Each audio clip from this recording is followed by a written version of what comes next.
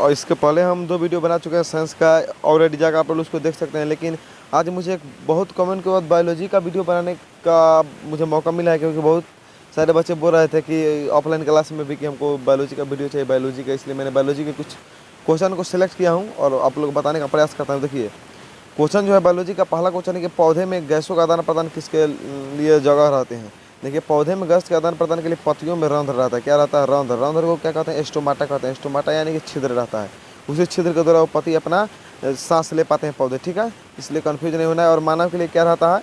फेफड़ा रहता है। क्वेश्चन अगला है कि मछलियाँ किस अंग द्वारा सांस श्वसन करती है। मछलियाँ किस अंग द्वारा श्वसन, यहाँ पे होगा श्वसन, टाइपिंग हो गया है, श्वसन होगा, ठीक है। मछलियाँ किस अंग द्वारा शोषण करती है? तो गिल्स यानी गलफरा द्वारा। किसके द्वारा? गलफरा द्वारा। गलफरा में बरी रहा होता है, आप लोग कन्फ्यूज नहीं होइएगा, गलफरा द्वारा, ठीक है, यानी गिल्स द्वारा। और मानव किस द्वारा? तो फेफड़ा द्वारा, यानी आप लोग इसको ना बोलिएगा कि मनुष्य जो है नाक द्वारा सांस लेता है, ठीक है, या नासिका द्वारा। आप लोग को बोलना है डायरेक्ट फेफड़ा द्वारा सांस लेते हैं। किसे लेता है? फेफड़ा। जितने भी इस जगत में जितने भी स्तनधारी जीव है, स्तनधारी, वो सब किससे सांस लेते हैं? जितने भी स्तनधारी जीव वो सब कैसे सांस लेते हैं? तो आपके फेफड़ा के द्वारा, ठीक है। और मछलियाँ गलफड़ा के द्वारा लेता है। और कछुआ पूछ दिया जाएगा तो कछुआ और मेढक, तो ये सब लेते हैं आपके फेफड़ा के द्वारा सांस लेते हैं, ठीक है। मेढक के जब बच्चा रहेगा तो गिल्स के द्वारा, बड़े हो जाएगा तो फेफड़ा के द्वारा सांस लेने लगते हैं। चलिए अगला जो क्वेश्चन है वो है कि कवक में पोषण की कौन सी विधि पाई जाती है। देखिए कवक में पोषण की मृत जीव विधि होती है। कैसी विधि? मृत जीव विधि द्वारा अपने कवक अपना भोजन करते हैं। अगला जो क्वेश्चन है वो है कि भोजन का पाचन किस प्रकार की अभिक्रिया है। देखिए भोजन का पाचन उपचयन अभिक्रिया। कौन सा अभिक्रिया है? उपचयन। उपचयन अभिक्रिया के बाद भोजन पचता है। अगला जो क्वेश्चन है कि हमारे शरीर में ग्राही का क्या काम है। देखिए हमारे शरीर में ग्राही अंग का क्या काम है? वो उद्दीपन को ग्रहण करता है, ठीक है। उद्दीपन यानी कि चीज़ को दूसरे चीज़ से आभास कराता है। जो हम लोग के अंदर उद्दीपन होता है उसी चीज़ को क्या करता है? आभास करा देता है, ठीक है। उद्दीपन को आभास कराता है यानी ग्रहण कर लेता है। शरीर ग्राही अंग जानते हैं आप लोग कौन कौन से होते हैं? घरान आपके नाकों को होते हैं सभी। अगला जो क्वेश्चन है कि दो तंत्रिकाओं के मध्य खाली स्थान को क्या कहते हैं। दो तंत्रिकाओं के मध्य खाली स्थान को सिनेप्स बोलते हैं। क्या बोलते हैं? सिनेप्स। चलिए देखिए अगला जो क्वेश्चन है वो है कि इंसुलिन की कमी से कौन सा रोग होता है। देखिए इंसुलिन की कमी से होने वाले रोग को हम मधुमेह रोग कहते हैं। कौन सा रोग कहते हैं? मधुमेह, जिसको कहते हैं डायबिटीज। जिसको शुगर की बीमारी होता है उसे इंसुलिन की सुई दी जाती है, यानी इंसुलिन के इंजेक्शन लगाकर उसके बीमारी को कंट्रोल किया जाता है, ठीक है। यदि पूछता है कि आयोडीन की कमी से तो बोलेंगे घेगा रोग, लेकिन इंसुलिन की कमी से पूछेगा तो मधुमेह रोग देना है, ठीक है। कहेगा कि आयोडीन की कमी से कौन सा रोग, तो घेगा रोग, और इंसुलिन की कमी से मधुमेह रोग दिया जाता है, ठीक है, मधुमेह रोग होता है। अगला जो क्वेश्चन है भाई कि मानव में डायलिसिस थैली कौन है। मानव में डायलिसिस थैली कौन है? नेफ्रॉन। मानव में डायलिसिस थैली कौन है? नेफ्रॉन है, ठीक है। तो डायलिसिस थैली पूछेगा तो नेफ्रॉन को मार देना। न्यूरॉन भी ऑप्शन में रहता है तो न्यूरॉन को नहीं बनना है, क्योंकि वो तंत्रिका कोशिका होते हैं। अगला जो क्वेश्चन है भाई कि स्वपक्षी के लिए क्या अनिवार्य है। देखिए स्वपक्षी के लिए अनिवार्य है कार्बन डाइऑक्साइड यानी CO2, क्लोरोफिल और सौर्य प्रकाश। सौर प्रकाश का मतलब होता है प्रकाश, ठीक है, यानी सूर्य के प्रकाश, ठीक है। सूर्य प्रकाश को सौर प्रकाश के नाम से भी जाना जाता है। तो स्वपक्षी के लिए क्या क्या अनिवार्य है? तो CO2, क्लोरोफिल और सौर प्रकाश, यानी कार्बन डाइऑक्साइड, क्लोरोफिल और सौर प्रकाश। अगला जो क्वेश्चन है भाई कि मस्तिष्क किसके लिए उत्तरदायी। देखिए मस्तिष्क से सोचने के लिए उत्तरदायी, हृदय को धड़काने के लिए और शरीर का संतुलन बनाने के लिए उत्तरदायी है, ठीक है। ऑप्शन बनाएंगे इनमें सभी, ठीक है। स्वपक्षी वाले में भी रहेंगे इनमें सभी, इसमें भी रहेंगे इनमें सभी, तो ऑप्शन को टिक करना है इनमें सभी। डी ऑप्शन पर आते हैं इनमें सभी। अगला जो क्वेश्चन है वो है कि ऑक्सिन क्या है। देखिए ऑक्सिन हार्मोन है। क्या है? बहुत सारे किताब में गलती टाइपिंग हो गया है और गलत के कारण बहुत सारे बच्चे गलती इसका जवाब देते हैं। बहुत सारे बच्चे इसका जवाब देते हैं कि ऑक्सिन क्या है, तो बहुत सारे बच्चे इसमें कह देते हैं वसा है, प्रोटीन है, लेकिन नहीं, ये क्या है? हार्मोन है, ठीक है। आपके आलोक प्रकाशन में तो गलती दिया ही है, इसमें देख लीजिएगा जाकर आप लोग। अगला जो क्वेश्चन है भाई कि कौन अंतःस्रावी और बाह्यस्रावी ग्रंथि जैसा कार्य नहीं करता है। देखिए पीयूष ग्रंथि जो है, पीयूष ग्रंथि को मास्टर ग्रंथि या पिट्यूटरी ग्रंथि के नाम से जानते हैं, ठीक है। ये सब क्या कराता है? पिट्यूटरी ग्रंथि को हम पिट्यूटरी ग्रंथि को मास्टर ग्रंथि कहते हैं, या पीयूष ग्रंथि को, ठीक है। तो अंतर और बाह्यस्रावी ग्रंथि के कार्य नहीं करते हैं। अंतर से भी इसके स्रावित नहीं होते, कुछ न बाह्य से भी स्रावित है, सिर्फ कंट्रोलिंग का काम करता है, सब चीज़ों को कंट्रोल करता है।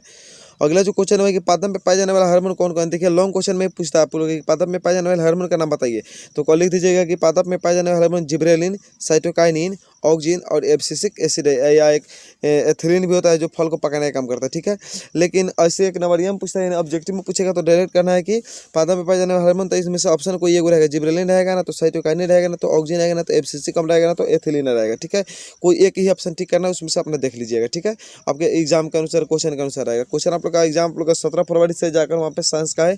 क्या कीजिए वीडियो को पूरा दबा कर लाइक टू और पूरा रट जाइए, यहीं से क्वेश्चन आएगा, दूसरा आने वाला क्वेश्चन नहीं है। चलिए अगला जो क्वेश्चन है भाई कि नर युग्मक एवं मादा युग्मक के संलयन को क्या कहते हैं। नर युग्मक एवं मादा युग्मक के संलयन को निषेचन कहते हैं। क्या कहते हैं? निषेचन कहते हैं। आप लोग क्या कीजिए, किताब पर भी थोड़ा ध्यान दे दीजिएगा ऑब्जेक्टिव पर। लेकिन हम इतना है कि कवर सभी क्वेश्चनों करके चल रहे हैं, फिर भी यदि आप लोग को पास कोई किताब है आप लोग को, तो हम एक राय देंगे कि आप लोग गाइड बिल्कुल मत पढ़िए, क्योंकि गाइड में बहुत सारा शुद्धि है। किताब है तो किताब को आप लोग देख सकते हैं, लेकिन सभी आपके क्वेश्चन जो सिलेक्टेड क्वेश्चन है किताब में से आपको यहीं मिलेंगे। अगला जो क्वेश्चन है भाई कि स्त्रीकेसर के आधार के भाग को क्या कहते हैं। स्त्रीकेसर के आधार के भाग को हम अंडाशय कहते हैं। क्या कहते हैं? अंडाशय। अगला जो क्वेश्चन है वो है कि पुष्पीय पौधे में लैंगिक जनन किसके द्वारा होता है। देखिए पुष्पीय पौधे में लैंगिक जनन फूल के द्वारा होता है। फूल से फूल जब मिलते हैं तो उसमें लैंगिक जनन हो जाता है। ठीक है, क्योंकि वो अपना फूल के द्वारा कर पाते हैं लैंगिक जनन। आप लोग क्या कीजिएगा, इसमें बहुत सारे टाइपिंग गलत हो गए होंगे, जिसको आप लोग ध्यान में रखते हुए उसको क्षमा चाहते हैं उसके लिए। बहुत सारे इसमें मशीनरी चीज़ें इसमें टाइपिंग होते हैं, डिजिटल चीज़ में बहुत सारी गलती हो चुके होंगे इसमें।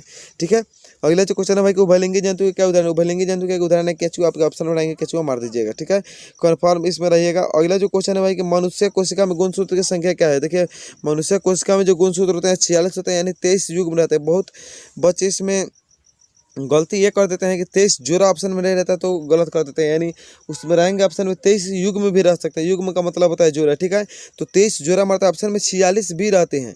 ठीक है, लेकिन 46 जोड़ा में रहेंगे या 23 फुट में रहेंगे, तो आप लोग को 46 बनना है। यदि ऐसे रहते हो तो न तो 23 जोड़ा में रहेगा तो 23 को जोड़ा में मारना है, नहीं तो 46 को जोड़ा में नहीं फुट में मारना है। ठीक है, यानी 46 रहेंगे तो खाली मारेंगे, और नहीं तो 23 युग्म में रहेगा यानी जोड़ा रहेगा तो मार दीजिएगा। अगला जो क्वेश्चन है भाई कि हाइड्रा में प्रजनन किस विधि से होता है। देखिए हाइड्रा में प्रजनन होता है मुकुलन की विधि से। क्या कीजिएगा, सभी अपने फ्रेंड के पास शेयर कर लीजिएगा, ताकि जो भी 10th में पढ़ रहे हैं उनको कुछ ना कुछ जानकारी अच्छी तरह से मिल जाए और अच्छे प्लेटफॉर्म पर मिल जाए, ताकि वो पढ़ कर पास हो सके। क्योंकि लॉकडाउन बहुत बच्चे को परेशान किया, इसके लिए मैं ऑनलाइन आया हूँ, ना तो ऑनलाइन आने की मुझे कोई ज़रूरत नहीं थी। चलिए अगला जो क्वेश्चन है एक लिंगी पुष्प का उदाहरण दे। देखिए एक लिंगी पुष्प का उदाहरण होता है पपीता के फूल, यानी पपीता के जो पुष्प होता है एक लिंगी पुष्प होता है। ठीक है, उसमें एक ही लिंग होता है। और डरमिन हो गया। उसके बाद अगला देख लेते हैं, लेकिन इसका तो अगला जो क्वेश्चन है भाई कि विकास के दृष्टिकोण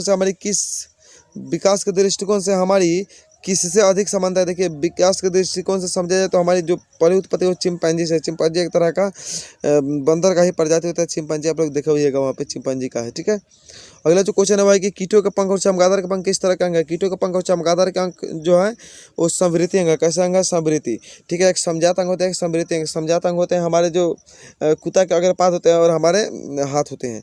अगला जो क्वेश्चन है भाई कि डेंगू उत्पन्न करने वाले मच्छर किस तरह के जल में रहते हैं। देखिए डेंगू उत्पन्न करने वाले मच्छर साफ जल में रहते हैं। ठीक है, और मलेरिया उत्पन्न करने वाले वो गंदे जल में रहते हैं। मलेरिया उत्पन्न करने वाले जो मादा एनोफिलीज मच्छर होते हैं वो किस तरह के जल में, तो गंदे जल में। लेकिन डेंगू उत्पन्न करने वाले साफ जल में रहते हैं।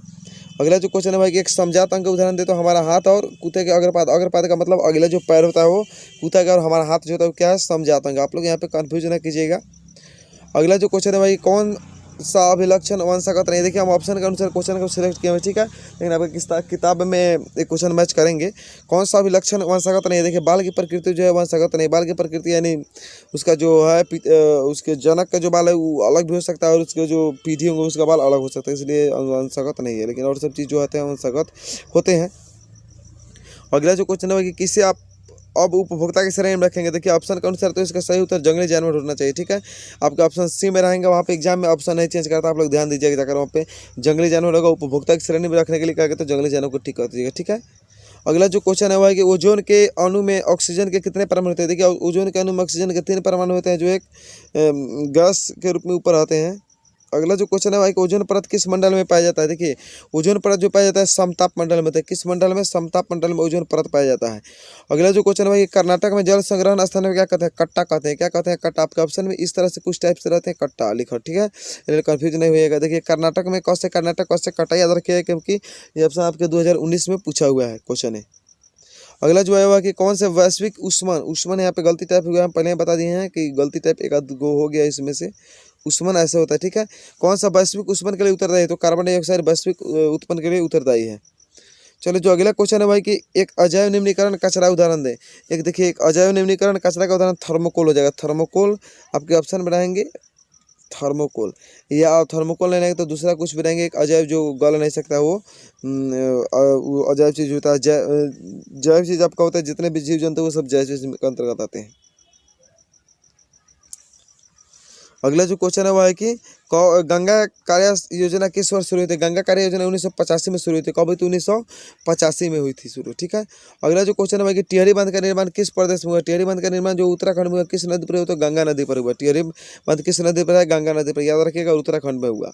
अगला जो क्वेश्चन है भाई कि एक भूमिगत जल का उदाहरण है। भूमिगत जल का उदाहरण कुआं हो सकता है, कुआं होगा। ठीक है। ऑप्शन में आप कराएंगे तो कुआं टिक कर लीजिएगा, समुद्र भी ऑप्शन में आता है तो समुद्र को नहीं टिकाना, कुआं को कर लेना है, कुआं से हम पानी पीते हैं। एक क्वेश्चन है अगला कि जैव विविधता के विशिष्ट स्थल क्या है? जैव विविधता के विशिष्ट स्थल क्या है? तो वन है, वन है जैव विविधता में विशिष्ट। अगला जो क्वेश्चन है कि गंगा नदी की लंबाई कितनी है? गंगा नदी की लंबाई 2500 किलोमीटर है। कितनी है? 2500 किलोमीटर। 25,000 मत मार दीजिए जाकर, पगला कर, न तो गलती हो जाएगा। अगला जो क्वेश्चन है कि मैग्नीशियम किस में पाया जाता है? मैग्नीशियम क्लोरोफिल में पाया जाता है। किस में पाया जाता है? एमजी, शॉर्टकट में आप कराएंगे एमजी। एमजी किस में पाया जाता है? क्लोरोफिल में। अगला जो क्वेश्चन है भाई कि एथाइल अल्कोहल किस प्रकार के श्वसन में होता है? एथाइल अल्कोहल जो होता है किस प्रकार के श्वसन में? तो अवायवीय श्वसन। अवायवीय श्वसन में क्या कहता है? दूसरे शब्द में अनॉक्सी श्वसन कहता है। ठीक है, यहाँ पे कंफ्यूज नहीं होना है, अनॉक्सी श्वसन में। अगला जो क्वेश्चन है वो है कि अंडाणु निषेचित होता है। अंडाणु निषेचित होता है फैलोपियन नालिका में। किसमें? फैलोपियन नालिका में होता है। ठीक है। अगला जो क्वेश्चन है भाई कि मनुष्य में ब्रिक, ब्रिक यहाँ पे गलत टाइपिंग हो गया, ब्रिक, ब्रिक इस तरह से नहीं होना चाहिए, ब्रिक आपका होना चाहिए। ब्रिक को कहते हैं किडनी। क्वेश्चन पूछता है कि ब्रिक किससे संबंधित है? तो उत्सर्जन से, लेकिन मनुष्य में है कि ब्रिक किससे संबंधित है? तो उत्सर्जन से। यहाँ पे ऑप्शन ए सही हो जाएगा। अगला जो क्वेश्चन हो जाएंगे कि तंत्रिका तंत्र की उत्पत्ति किस प्राथमिक ऊतक द्वारा हुआ है? तंत्रिका तंत्र की उत्पत्ति एंडोडर्म द्वारा हुआ है। एंडोडर्म द्वारा हुआ है। ठीक है, एंडोडर्म द्वारा इसकी उत्पत्ति हुई है। अगला जो क्वेश्चन है भाई कि दही के जमने में कौन सी क्रिया है? दही के जमने में किण्वन प्रक्रिया है। कौन सी क्रिया है? किण्वन। किण्वन द्वारा दही जमता है। किण्वन किस प्रकार का श्वसन होता है? अवायवीय श्वसन में किण्वन की प्रक्रिया होती है पूर्ण। ठीक है, कन्फ्यूज नहीं होता है, होना है। किण्वन क्या होती है? तो जो ऑक्सीजन की अनुपस्थिति में जो क्रिया कार्बन डाइऑक्साइड में होती है वही क्या कहलाती है? किण्वन कहलाती है। अगला जो क्वेश्चन है भाई कि पादप में फ्लोएम संवाहक होता है। पादप में फ्लोएम क्या होता है? भोजन के लिए होता है। किसके लिए? भोजन के लिए। जाइलम किसके लिए होता है? जल के वहन के लिए। ठीक है, इसलिए आप लोग कन्फ्यूजन नहीं होना है और बायोलॉजी को बढ़िया से पढ़ लेना है और सभी वीडियो को देख लीजिए और इसको शेयर कर दीजिए और अच्छी लगी हो तो चैनल को सब्सक्राइब कर लीजिए ताकि मैं 10th की सभी वीडियो